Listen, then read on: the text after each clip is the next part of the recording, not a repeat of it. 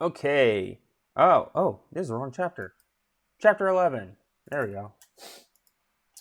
Tower of Babel.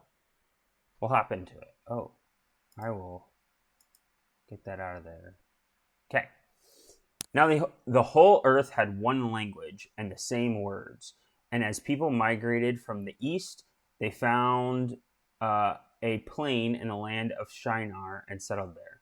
And they said to one another, "Come, let us make bricks and burn them thoroughly." And they had brick for stone, and bitumen for mortar. Then they said, "Come, let us build ourselves a city and a tower, with its top in the heavens, and let us make a name for ourselves, lest we be dispersed over the face of the whole earth." And the Lord came down to see the city and the tower which the children of man had built. And the Lord said, "Behold, they are one people, and they have all one language. And this is only the beginning of what they will do, and nothing that they propose to do now will be impossible for them. Come, let us go down and there confuse their language, so that they may not understand one another's speech." So the Lord dispersed them from there over the face of all the earth, and they left off building the city. Therefore its name was called Babel, because the Lord confused the language of all the earth. And from there the Lord dispersed them from over the face of all the earth. Shem's descendants.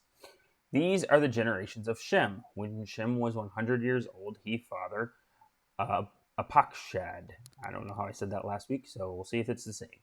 2 years after the flood. And Shem lived after he fathered Apakshad 500 years and had other sons and daughters. When Apakshad had lived 35 years, he fathered Shelah. And Apakshad lived after he fathered Shelah 403 years and had other sons and daughters. When Shelah had lived 30 years, he fathered Eber. And Shelah lived after he fathered Eber 403 years, and he had other sons and daughters. When Eber had lived 34 years, he fathered Peleg. And Eber lived after he fathered Peleg 430 years and had other sons and daughters. When Peleg had lived 30 years, he fathered Reu. And Peleg lived after he fathered Reu 209 years and had other sons and daughters. When Reu had lived 32 years, he fathered Serug. And Reu lived after he fathered Serug 207 years and had other sons and daughters. When Serug had lived 30 years, he fathered Nahor. And Serug lived after he fathered Nahor 200 years and had other sons and daughters. When Nahor had lived 29 years, he fathered Terah. And Nahor lived after he fathered Terah 119 years and had other sons and daughters. When Terah had lived 70 years, he fathered Abram, Nahor, and Haran. And these are the generations of Terah. Terah fathered Abram, Nahor, and Haran fathered Lot. Haran died in the presence of his father Terah in the land of his kindred in Ur of the Chaldeans. And Abram and Nahor took wives. The name of Abram's wife was Sarai, and the name of Nahor's wife Milcah, the daughter of Haran, the father of Milcah and Iscah. Now Sarai was barren, she had no child.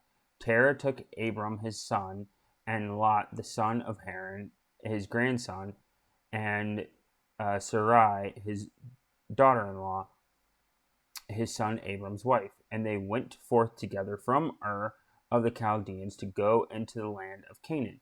But when they came to Haran, they settled there. The days of Terah were 205 years, and Terah died in Haran. Okay, so we start up at so most of what I have to say is going to be about this first section. It's about the Tower of Babel.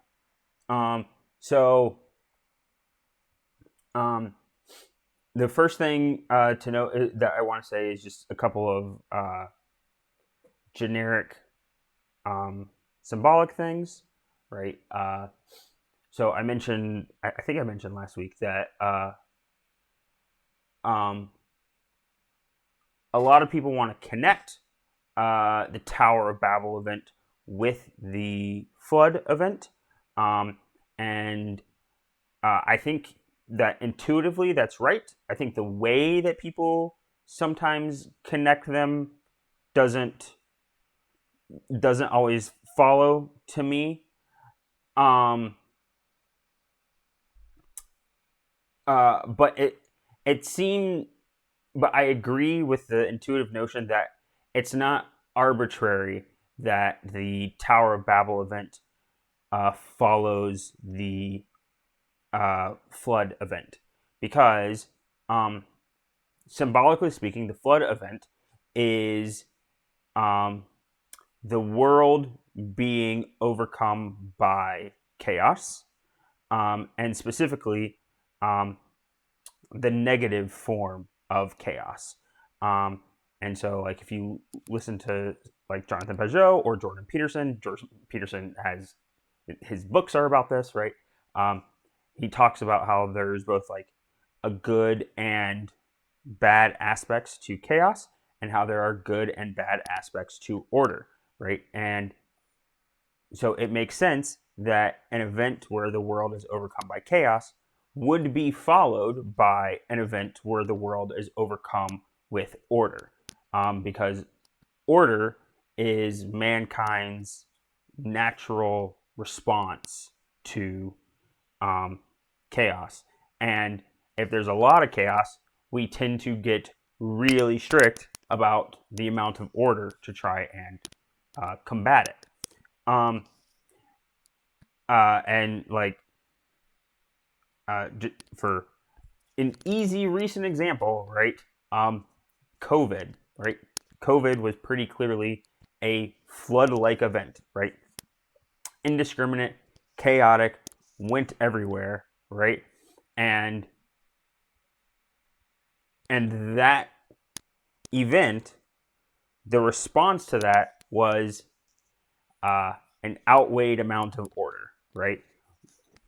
You're going to regulate what with masks, can regulate where people can go, can regulate how much people can work, can regulate where people stand, right? And all of those things, right? And so there's a negative aspect to order, and this story is an example of that, right?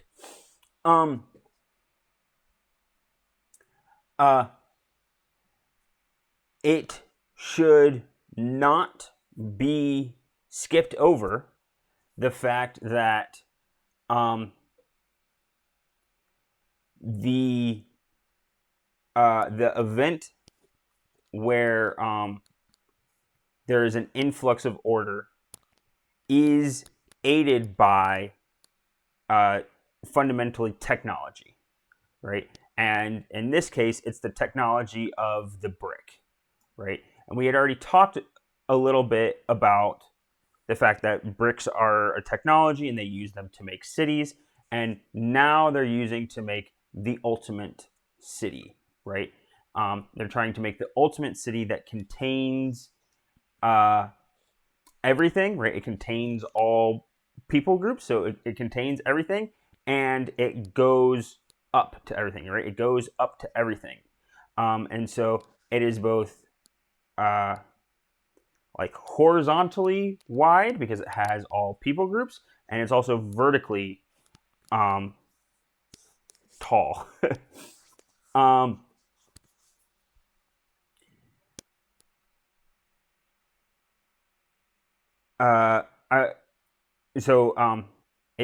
So remember that technology is a means for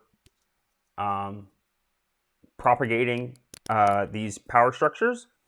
Also want to talk a little bit about the purpose of a tower. So the purpose of the tower is twofold, right? So the purpose of the tower is to make it so that you can go up high, so that you can see far, right? It does what Paul Vanderklee he refers to as the monarchical view, so monarch-like view. It puts you up high so that you can see everything, right? And whenever you can see everything, you have a greater ability to manage things, right? This is why, like, if you play an RTS game, or if you're playing diplomacy, right? If you're playing something where you need to manage resources, you go up high and you look down so that you can see all of those things, right? The height aspect is associated with the ability to project power down, right? And people even talk about how this is like a problem, right? I know I haven't heard too many people talk about it recently, but people used to talk about uh, the fact that, like, probably part of the reason why so many, like, rich people in cities like are corrupt liberals is just the fact that they live in skyscrapers. And because they live in skyscrapers and they look down on everybody, they think that they're more important than everybody else. um, and there's probably some truth to that. um, the second thing, though, that a tower is useful for, and again, and so sometimes I well, there's both ways in which these things can be um, positive and negative, I guess. But the second thing that a tower is useful for is for everyone else outside, so that they can see the thing, right? Um, the tower being built, right, and everybody who has ever played Minecraft understands this, right? One of the main uses of a tower is actually to help you navigate, right? It gives you a landmark that you can see from far away, so that you can orient yourself in the world whenever you are not at the place. And so, even whenever, so it is a it is a mean, it in of itself is a means of dominating space, right?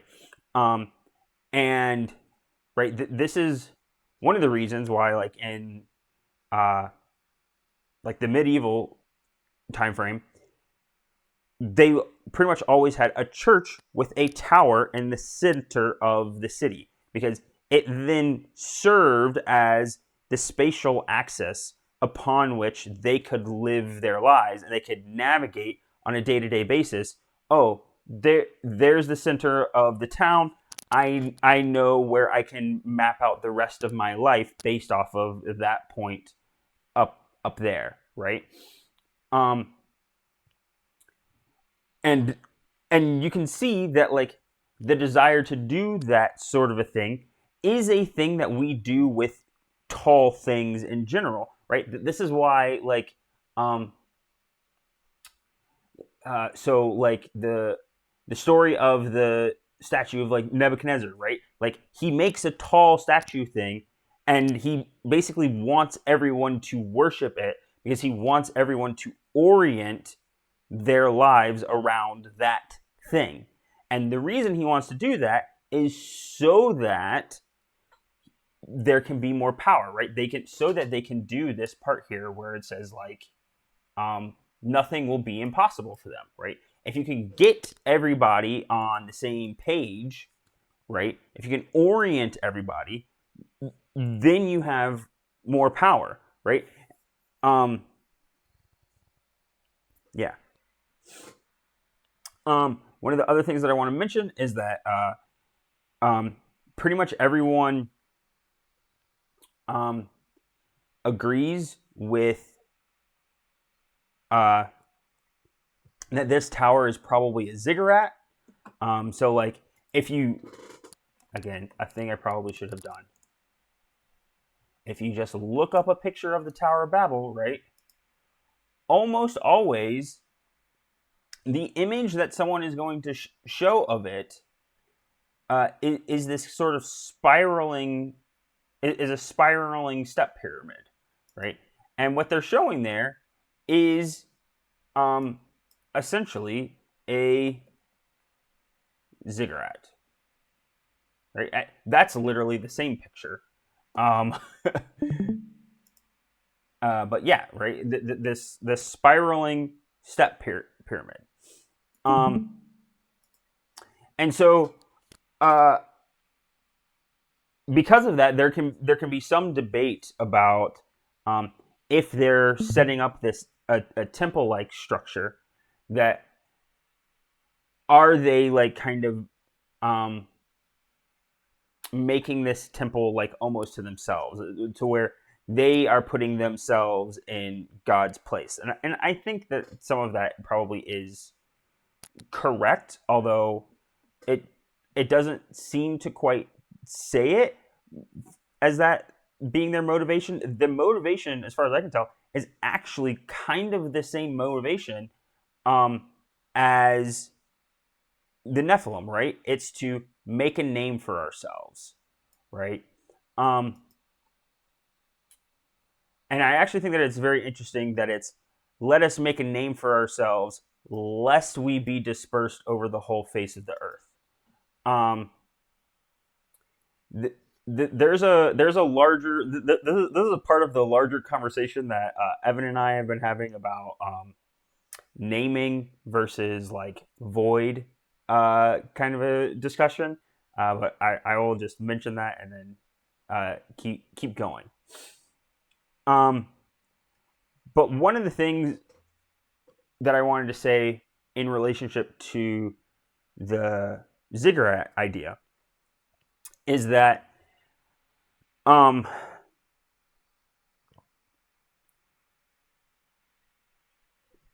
I personally think that there's actually a lot of eschatological, um, kind of a pun, eschatological building blocks that are being set up in the Tower of Babel story. Because a lot of elements that are talked about in this story um, are going to get picked up and used at different parts in the Bible, and in particular in the New Testament and in Revelation, right? And I don't think that's an accident.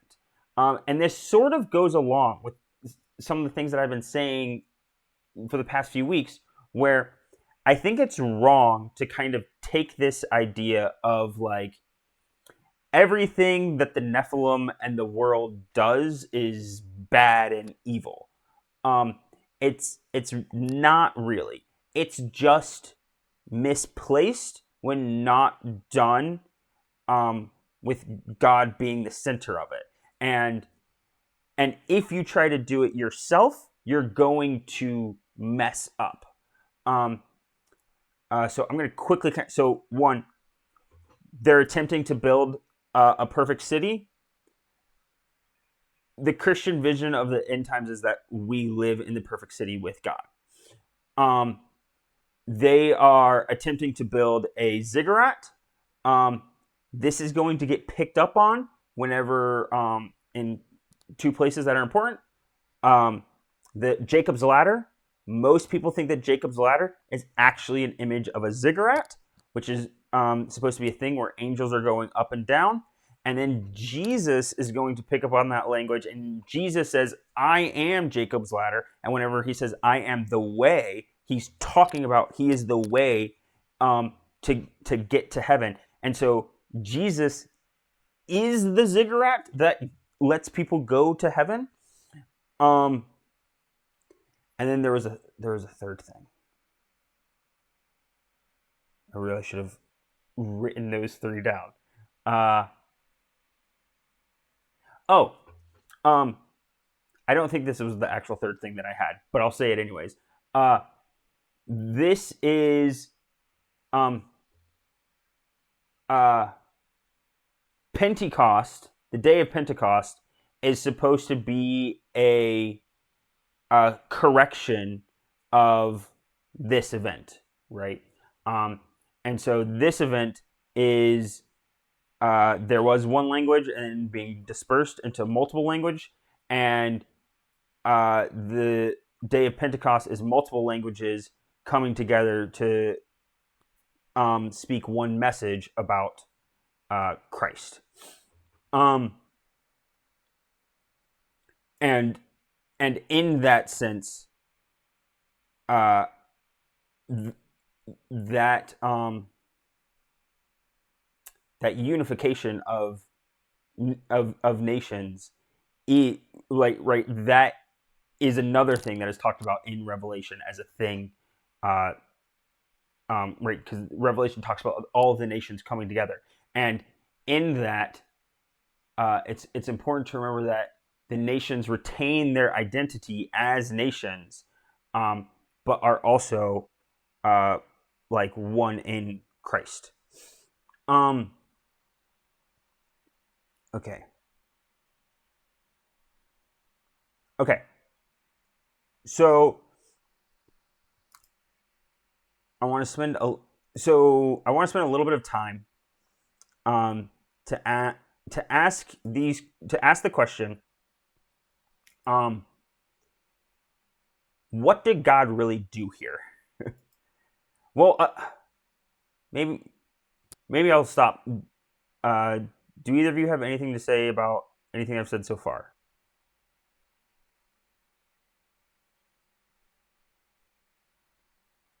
3, 2, 1. Okay. Um. So one of the things that I want to ask. So, did he confuse their language so that they would be dispersed, or did he disperse them so that their languages, would become different? Right. So I'm asking the question: What did God really do here? Like, what actively did God do? Um, and to me, it's not actually fully clear. Um, Usually, the way that language drift happens is by migration, right? People migrate, and there are slow. So language is slowly changing over time, naturally, but it doesn't diverge radically until a people group separates off. And then once a people group separates off, and there's differentiation, right? Usually mountain ranges, rivers, or wars, or something else, right?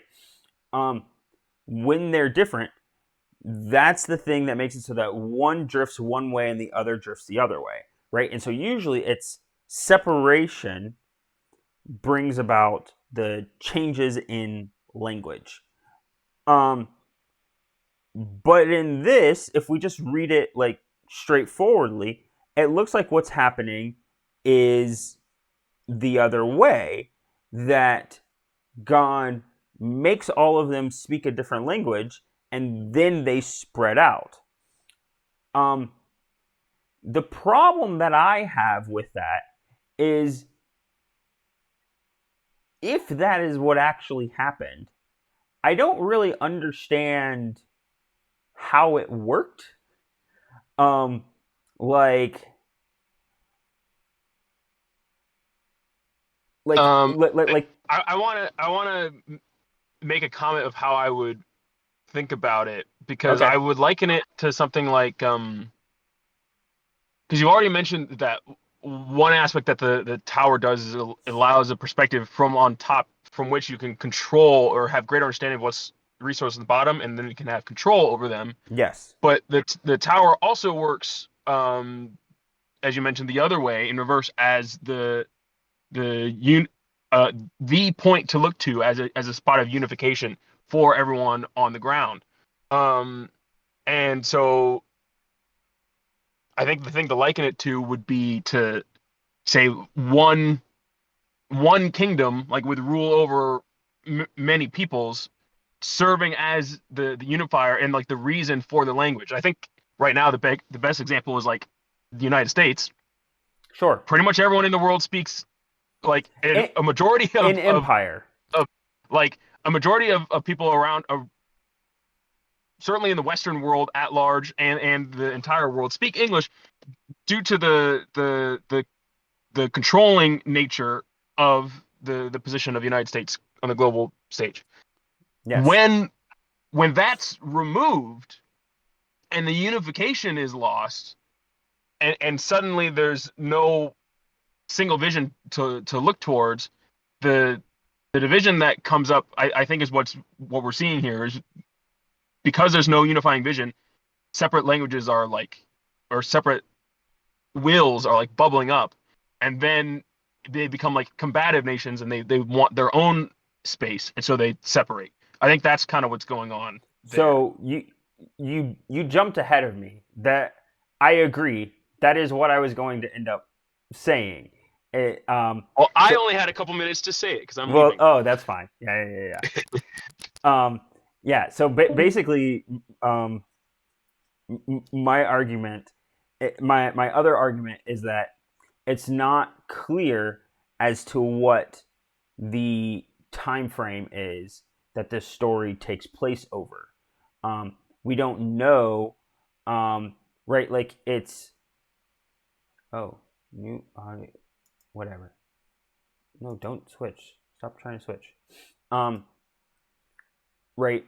Like it's written as if this is like a short story, and God is just going to go and do this like one initial event. Um, and it's interesting because right, what God says is, "Let us go down there and confuse their language, so that they may not understand one another's speech." Right? He says that like it's a goal, but then what does he actually do? It says, "So the Lord dispersed them from there over the face of the earth." Right?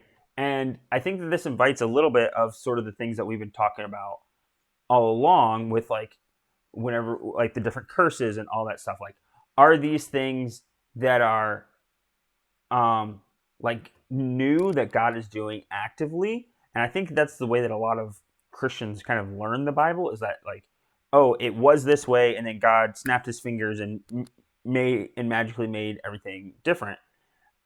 And but what I want to argue is that it probably makes more sense that like um God is sovereignly making things happen in the background, and then other stuff occurs, right? And because this is the way that it seemingly works, um, it, now and in the rest of the Old Testament and the rest of the Bible, that's the way that it seems to work, right? Like, so whenever God wants to bring judgment upon Israel, right, he doesn't snap his fingers and make fire and brimstone come from down from the air, although he can do that, right? Instead, what he does is he brings another kingdom in and like has that kingdom attack them, right? Um, and right, and then so what I would argue is something like what Evan is trying to say there is whenever it says that the Lord dispersed them from there over the face of the earth, and they left off building the city, right? I think the best thing to argue for that it's a sudden event is the fact that it says they left off building the city. But if that is the case, anytime a city is abandoned, they leave off building the city, which actually happens all the time. Go look at the number of layers of Troy there are, and other stuff like that. So I would subscribe to the idea that God probably utilize the own follies of the leaders of whatever government empire, right? Like this, I, I would say that this is something like this is something early like an empire, right? Um, and what happened is basically the Lord collapsed the government of this empire, and that led to everyone separating, um, and uh, the rest, like, and then now we have like kind of the beginning of history, right? Everything kind of branches off of this like first primordial empire. Um,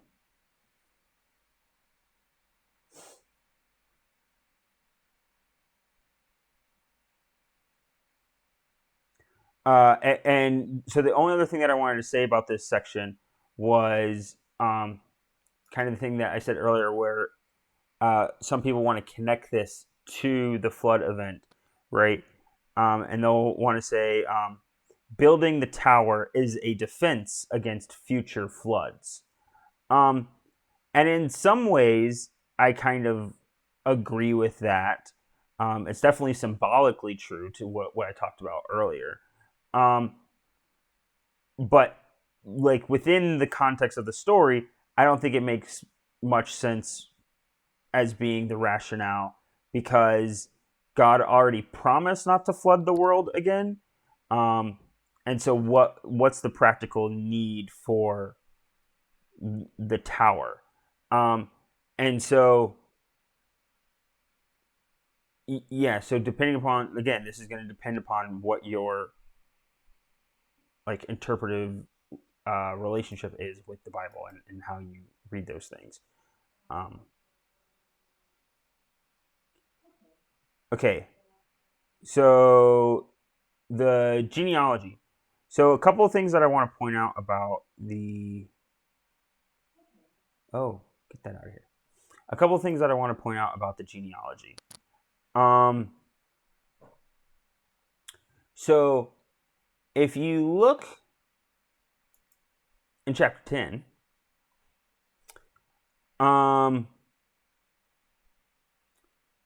Shem is listed as having 5 sons, right? Elam, Asher, Apashid, Lud, and Aram. And in that, Apashid is listed in the middle. But here it says that he has him 2 years after the flood. So we run into a similar problem like we did last week, where is he the firstborn or is he the middleborn? Well, and what's more complicated is we don't really get a list for any of the other sons, at least not fully, right? We get some named, right? And they're kind of generic.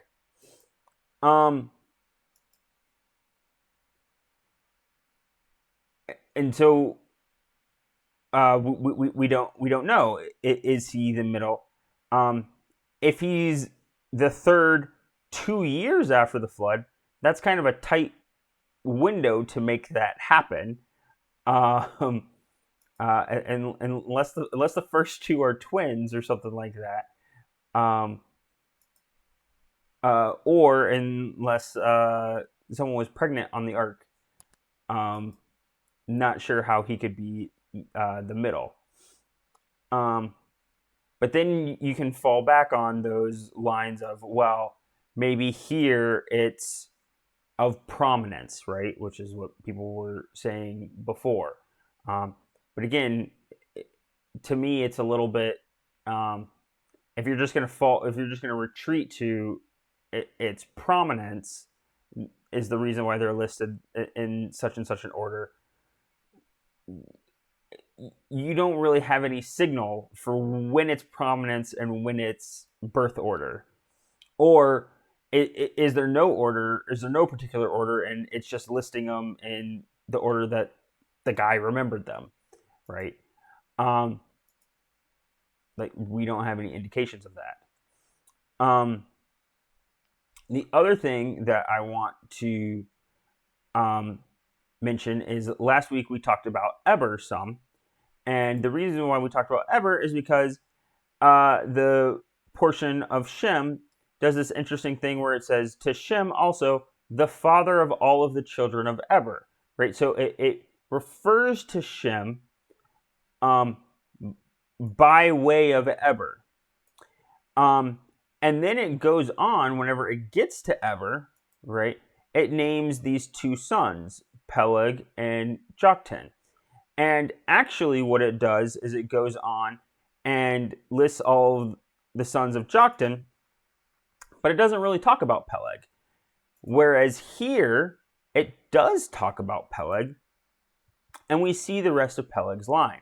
And so what's going on there, I think, is that Eber is acting as a kind of common ancestor that certain members can refer back to themselves, right? And so,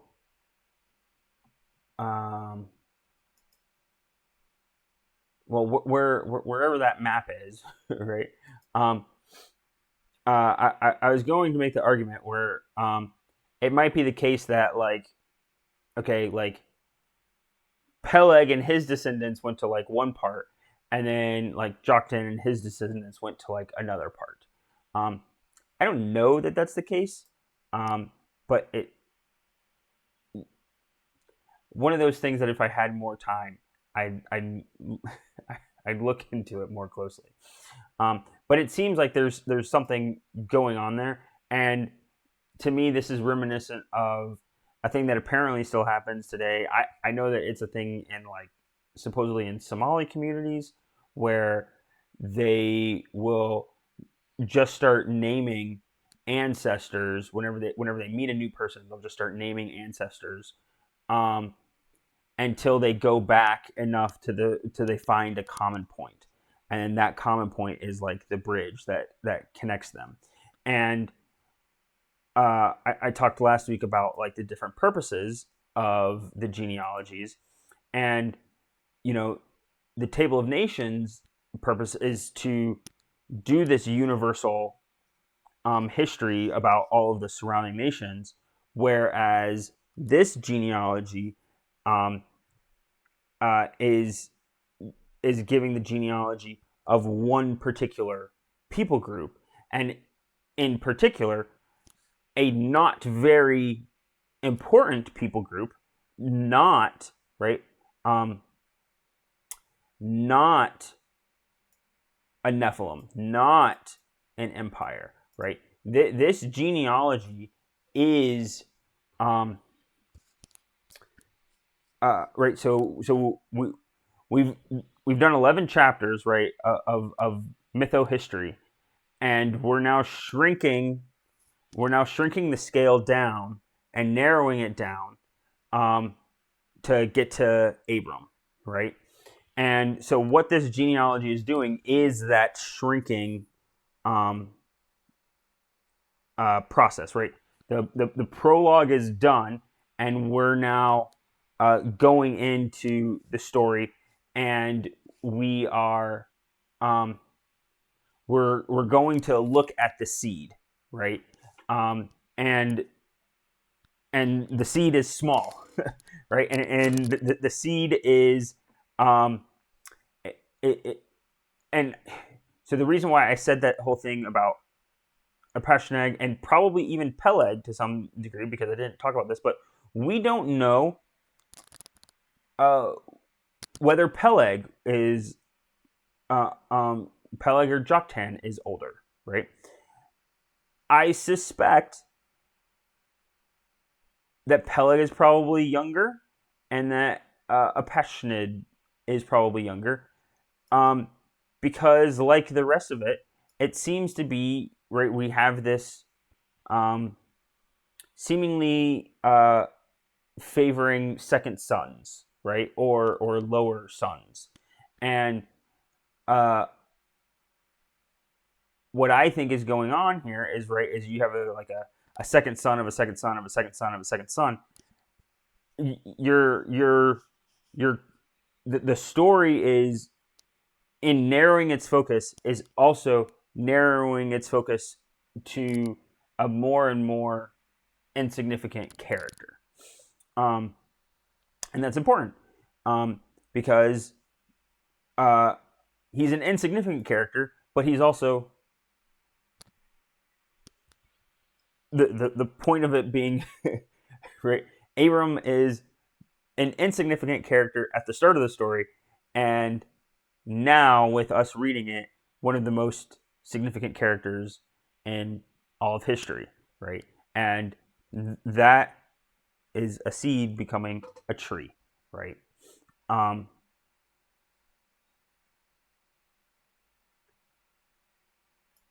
uh,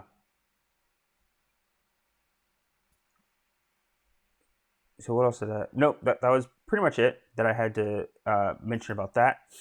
Um, the only other thing that I wanted to mention is that in this little story of Terra here, we get um, uh, we're going to start to see the smaller fractal stories and pre-stories, um, and kind of in the same way that a lot of what has just occurred in all of the mytho history stuff it is um, large and cosmic and will get repeated. And I talked about the eschatological elements of the Tower of Babel story. Um, what's happening here is a mini Exodus story. Um, and it's important because, and there's going to be more mini Exodus stories because the mini Exodus stories lead up to the original audience, the original audience of the Pentateuch's Exodus story, um, which then becomes the frame for our lives, and so that we can understand that we're living in our own Exodus story. And so we have just a couple verses of them leaving the land of their fathers and going into a new land. And I also want to mention that we also see this thing that I mentioned last week about this instance of a place name being the name of a person, right? And so he has this son Haran, and Haran dies in the land of Ur, and then whenever they leave, um, uh, when they get into the land of Canaan, they came to Haran and they settled down there. So they probably didn't come to Haran, right? They didn't just happen to go to a city who also was the name of his son, um, right? He probably named it, uh, like after his son, right? Um, but um, that's all I had. Do you have anything, Diego? You're the only one here. Evan said his piece and left. I have no piece, but I stayed. Oh, well, thank you. I don't think I have a piece. Well, I guess today's a short one. I mean, it was a short story, and then a bunch of genealogy stuff. I think it'll start to get longer. Yeah. Yeah, we'll have to. I may have to go back to. May have a couple. Well, we'll see. We'll see if I'll need to do 2 weeks on any of these or not. We'll decide that later. And yeah. So I'll end the recording.